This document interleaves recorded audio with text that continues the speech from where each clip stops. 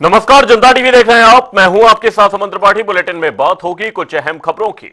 उत्तर प्रदेश के 2 लाख लोगों को सीएम योगी ने आज बड़ी सौगात दी है। दरअसल सीएम योगी ने प्रधानमंत्री आवास योजना शहरी 2.0 के तहत 2 लाख लोगों के बैंक खाते में सीधे 1-1 लाख रुपए की धनराशि ट्रांसफर की है। इस दौरान सीएम योगी ने कई लाभार्थियों से सीधा संवाद भी किया। उन्होंने कहा कि सभी को रोटी, कपड़ा और आवास उपलब्ध कराना पीएम मोदी के विकसित भारत का एक हिस्सा है। इसलिए आवास पूर्ण होने पर प्रधानमंत्री नरेंद्र मोदी को पत्र लिखकर उन्हें धन्यवाद जरूर ज्ञापित करें।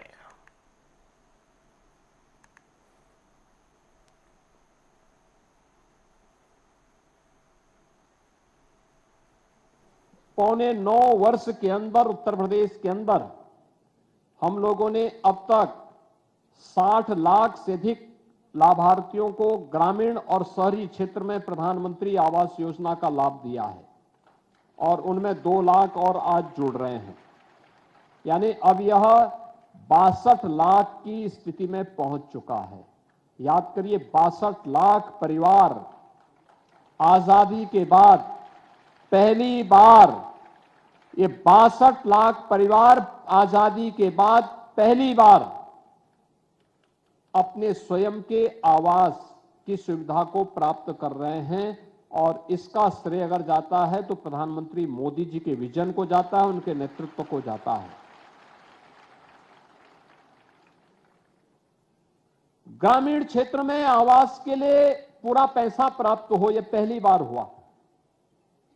और शहरी क्षेत्र में भी आवास की सुविधा मिली, यह पहली बार हुआ। और वह भी 2.5 लाख रुपए मिले, यह पहली बार हो रहा है। हम लोगों ने 2017 से लेकर के 2025 के बीच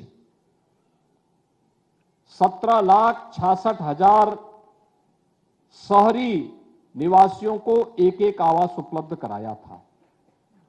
और आज 2,09,421 लाभार्थियों को यह आवास की सुविधा उपलब्ध करवाई जा रही है। यानी अब यह संख्या बढ़कर के आप स्वयं देख सकते हैं कि अब यह संख्या बढ़कर के 19,75,000 पहुंच जा रही है। 19,75,000 लाभार्थी उत्तर प्रदेश के अंदर शहरी योजना के अंदर 1-1 आवास उपलब्ध कर रहे हैं। आज मौनी अमावस्या का दिन भी है।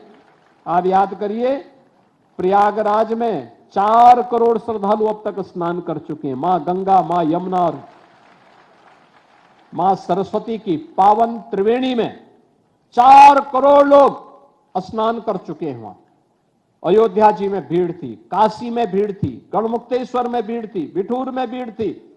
और पवित्र स्थल पर भारी संख्या में लोग सर्दी की परवाह के बगैर, शीतलहरी की परवाह के बगैर स्नान का लाभ ले रहे हैं, पवित्र स्नान का लाभ ले रहे हैं। और यहां पर मोदी जी के द्वारा आपको आवास की सुविधा देकर के इस पर्व और त्योहार को और भी अच्छा बनाने का काम हुआ है। और इसलिए मैं इन सभी 2,09,494 परिवारों को आग्रह करूंगा, मोदी जी को 1-1 कार्ड जरूर लिखिए धन्यवाद का। दूसरा, सभी अधिकारियों से मेरा यह आग्रह होगा, नगर विकास से जुड़े हुए जो भी नगर निकाय हैं, उन सभी नगर निकायों से कि नोडल अधिकारी तैनात करते हुए यह सुनिश्चित करें कि किसी भी लाभार्थी के साथ किसी भी स्तर पर चीटिंग न हो। सस्ते में उन्हें आवास के लिए मटेरियल प्राप्त हो, समय पे हो, और कोई भी उनके कार्य में हस्तक्षेप न हो, बल्कि ये पैसा जिस उद्देश्य के लिए इन्हें उपलब्ध कराया गया वो आवास समयबद्ध तरीके से इनका प्राप्त हो और दूसरी किस्त भी समय पे उन्हें उपलब्ध हो जाए।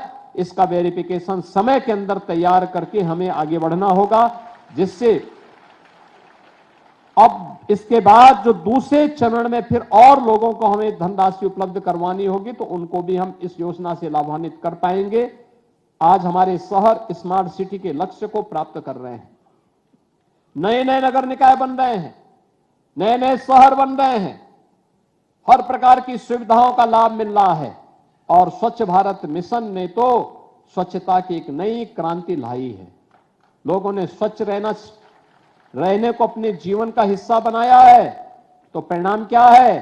तमाम प्रकार की बीमारियां अपने आप दूर गई। देखो, सरकार ने माफिया को दूर किया, आपने गंदगी को दूर किया, उत्तर प्रदेश तेजी के साथ आगे बढ़ गया। राजधानी लखनऊ में आज हेल्थ टेक कॉन्क्लेव 1.0 का मुख्यमंत्री योगी आदित्यनाथ ने शुभारंभ किया, जहां कार्यक्रम में उप मुख्यमंत्री ब्रजेश पाठक भी शामिल हुए। इस दौरान सीएम योगी ने क्लिनिकल ट्रायल और फार्मास्यूटिकल से जुड़े ऐप का भी लोकार्पण किया। वहीं कार्यक्रम को संबोधित करते हुए मुख्यमंत्री ने कहा कि अब हमें टेक्नोलॉजी का इस्तेमाल कर स्वास्थ्य सुविधाओं को मजबूत करना है। इसके साथ ही मेडिकल डिवाइस पार्क और प्रमोट फार्मा पार्क का भी काम तेजी से चल रहा है, जिसे जल्द से जल्द पूरा करा लिया जाएगा।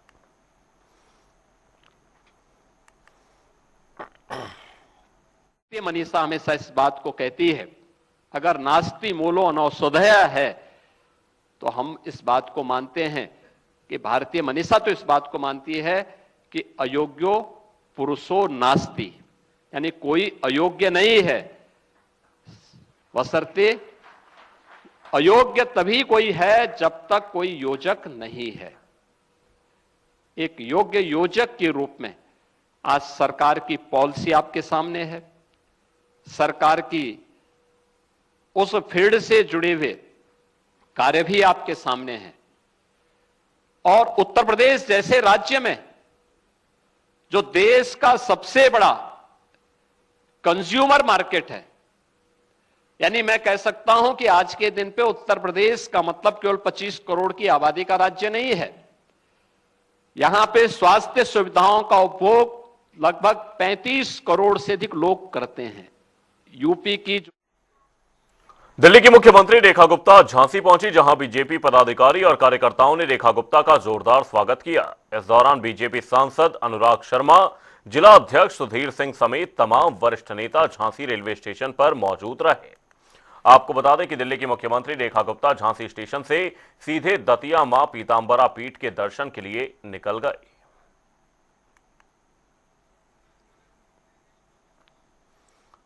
कौशांबी से एक वीडियो सामने आया, जिसमें जिले के सीएमओ सामुदायिक स्वास्थ्य केंद्र के अंदर एक आशा बहू को फटकार लगाते हुए नजर आए, लेकिन जब सीएमओ से बात की गई तो मामला कुछ और ही निकला। पूरे मामले पर सीएमओ का क्या कुछ कहना है, आप खुद सुनिए। मूरतगंज प्राथमिक स्वास्थ्य केंद्र में मेले के निरीक्षण के उपरांत मैं प्रसव वाले कमरे में गया, जहां पर एक प्रसूता थी जिनका प्रसव आज ही 10 बजे हुआ था, और उनकी तीमारदार, संभवतः उनकी सास थी, वो मौजूद थी। वहाँ पर मेडिकल अफसर भी थे मेरे साथ, स्टाफ नर्स थी और आशा थी जो उनके बगल में थी। मैंने तीमारदार से, चूँकि मैं जहाँ भी जाता हूँ, आप लोग को जानकारी भी है कि सबसे पहले मैं तीमारदार से या मरीज से पूछता हूँ। उसी क्रम में मैंने तीमारदार से पूछा कि क्या आपका जो प्रसव हुआ है, प्रसव में कोई पैसा वगैरह भी लिया गया है? तो वो कुछ नहीं बोली, वो आशा का चेहरा देखने लगी। फिर मैंने कहा कि आप बहन जी बिल्कुल बताइए, माननीय मुख्यमंत्री जी बाबा साहब जो हैं इतना कर रहे हैं कि सब जगह प्रसव मुफ्त में हो, निःशुल्क हो, और एक पैसा भी नहीं लिया जाए, जितने भी कर्मचारी लगे हुए हैं सबको तनख्वाह मिलती है, तो आप हमको बताइए। इसी बीच वो आशा जो उनके बगल में खड़ी थी कहती है कि एक पैसा भी साहब नहीं लिया गया है। हमने कहा कि आप ज़रा शांत रहिए, हम इनसे पूछ रहे हैं, बात करने दीजिए। उसी क्रम में मैंने पूछा कि क्या आपको खाना, आप रात में आई हैं तो खाना वगैरह कुछ मिला है, चाय नाश्ता खाना? जब तक वो बोली तपाक से आशा ने कहा कि नहीं साहब, खाना वाना सब हमने दिया है, खाना वगैरह सब मिला है। हमने कहा कि बहन जी तुम चुप रहो भाई, अब आप मत बोलिए, मैं इनसे पूछ रहा हूँ, जब मैं चैम्बर में जाऊँगा तब आप बताइएगा, अभी मैं इनसे बात कर रहा हूँ, इन्हीं से बात करने दीजिए। पुनः उसी क्रम में मैंने पूछा कि अच्छा ये बताइए कि आपकी मरीज हैं, कोई इंजेक्शन वगैरह बाहर से भी खरीदना पड़ा है, दवा वगैरह का कोई पर्ची वगैरह दी है कि सब यहीं से मिला है? उसी पर तपाक से आशा ने कहा कि नहीं साहब, सारी दवा यहीं से मिला है, सब दवा हम लोग यहीं से दिए है। मैंने आशा को इसी क्रम में डांटा और कहा कि तुम बाहर जाओ, तुमसे बाद में हम बात करेंगे, पहले मैं इनसे बात कर रहा हूँ, इनसे बात करने दो। हमीरपुर में आज समदृष्टि क्षमता विकास और अनुसंधान मंडल सक्षम के तत्वाधान में जिला अधिवेशन कार्यक्रम का आयोजन किया गया, जिसमें सैकड़ों की संख्या में दिव्यांगजन शामिल हुए। जहां दिव्यांग जनों की विशेषता और प्रतिभा पर विशेष चर्चा की गई, साथ ही सहयोग का संकल्प भी लिया गया। वहीं कार्यक्रम के अंत में सक्षम प्रांत अध्यक्ष देवनारायण सोनी ने सभी आए हुए अतिथियों का आभार व्यक्त किया।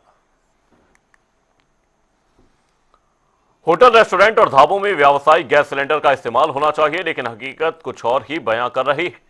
दरअसल हापुड़ में खुलेआम होटल, रेस्टोरेंट और ढाबों पर सारे नियमों की अनदेखी कर घरेलू गैस सिलेंडर का इस्तेमाल किया जा रहा है, जिसकी तस्वीरें भी सामने आई हैं। अब ऐसे में सबसे बड़ा सवाल यह है कि आखिर क्यों अनदेखी की जा रही है? क्या विभागीय अधिकारी किसी बड़ी लापरवाही का इंतजार कर रहे हैं?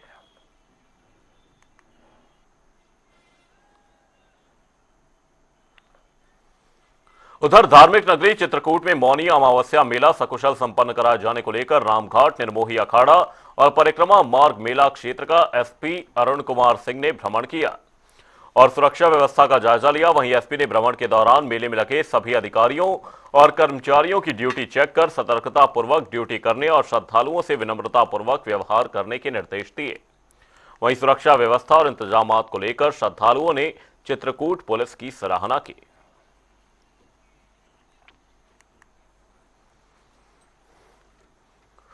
बागेश्वर धाम के पीठाधीश्वर पंडित धीरेन्द्र शास्त्री ने बांदा में रविवार को हनुमंत कथा से पहले दिव्य दरबार लगाया, जहां एक महिला रोते हुए उनके सामने पहुंची और गिड़गिड़ाने लगी। इस दौरान धीरेन्द्र शास्त्री ने उसकी पर्ची पढ़ी, फिर सामने पंडाल में बैठने के लिए कहा और बोले, उपाय कर रहे हैं, आज ही प्रेत को उल्टा टांग देंगे। थोड़ी देर में पंडाल में करीब 100 से अधिक महिलाएं, युवतियां और पुरुष पहुंच गए, जहां कोई बाल खोलकर शरीर झटकने लगा तो कोई जमीन पर लोटने लगा।